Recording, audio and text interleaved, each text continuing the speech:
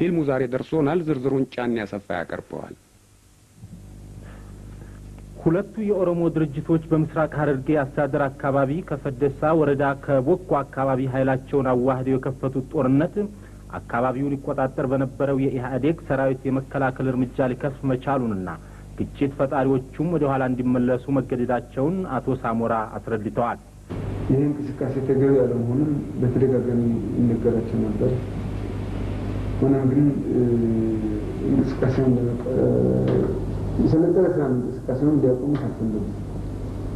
ስለሆነም እንደገና ከአራት ቀን በፊት ማለት አራት ቀን በፊት በኮምቦልቻ አካባቢ ሰፍሮ የነበረው የኦነግ ሰራዊት ደብረጠረን የነበረው የኢህአዴግ ሰራዊት ደብረጠረንና በገጠሩ አካባቢ የነበረው የኢህአዴግ ሰራዊት ልክ በጠዋቱ 12 ሰዓት አካባቢ የማጥቃት እርምጃ ወሰደ። ይህም በሚመለከተው ክፍል ተነግሯቸው ነበር።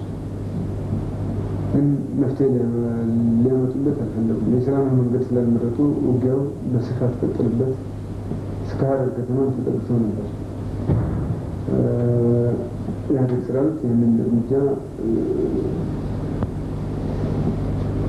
እንዲቆም የመከላከል እርምጃ ወስደዋል። አሁን በዚህ አካባቢ የኦነግ ሰራዊት ትንሽ ራቅ እንዲል ተደርጓል። ይሄ በአንድ በኩል ተደርጎ በሶስት ቀን በፊት ደግሞ እንደገና ተመሳሳይ ሁኔታዎች የውጊያ ሁኔታዎች ባይኖሩም በቀጥታ ከአዋሽ እስከ ሐረር 4 ድልድዮች ኦነግና ጃራ በአንድነት ማለት ነው ታፍሰዋል።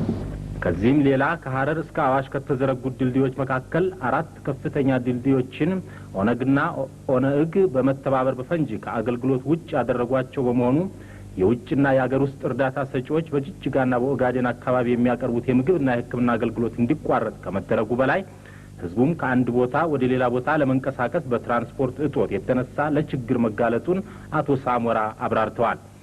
እንዲሁም ባለፈው ሳምንት በጨለንቆ አካባቢ ኦነግ 3 የግልና 1 የውሃ ልማት መኪና ዘርፎ መውሰዱን አቶ ሳሞራ ገልጸው ሌላም መኪና ለመዝረፍ የተደረገው ሙከራ የኢህአዴግ ታጋዮች ማስጣላቸውን አስረድተዋል።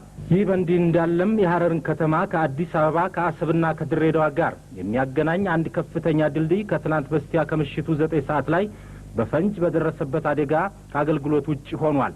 ከሐረር ከተማ 12 ኪሎ ሜትር ርቀት ላይ አውዳይ በተባለው አካባቢ የሚገኘው ይኸው 10 ሜትር ያህል ርዝመት 6 ሜትር ያህል ከፍታና 3 ሜትር ያህል ስፋት ያለው ድልድይ በፈንጅ መሃሉ ላይ በክብ ስፋት የተቦደሰ ከመሆኑ በላይ የግራና የቀኝ ቋሚ አቃፊዎቹ በንዝረቱ ኃይል የረገፉ ሲሆን የመሰነጣጠቅ ጉዳትም የደረሰበት መሆኑን ለመመልከት ተችሏል።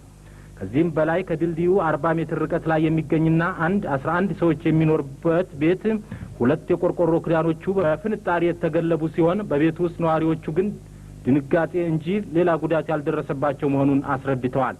በድልድዩ ላይ ከባድ የጭነት የንግድና የህዝብ ማመላለሻ አውቶቡሶችና ሌሎች የማያልፉ ቢሆንም ትንንሽ ፔጆች የጫኗቸውን ሰዎች አራግፈው በጥጉ በኩል በማለፍ ለህዝቡ መጠነኛ የትራንስፖርት አገልግሎት እየሰጡ ቢያረፍዱም የባለመኪናዎቹ ድፍረት ግን በቋፍ ላይ ላለው ድልድይ ሆነ ለራሳቸው አደገኛ እንደነበር የኮንስትራክሽን ባለሙያዎች ገልጸዋል።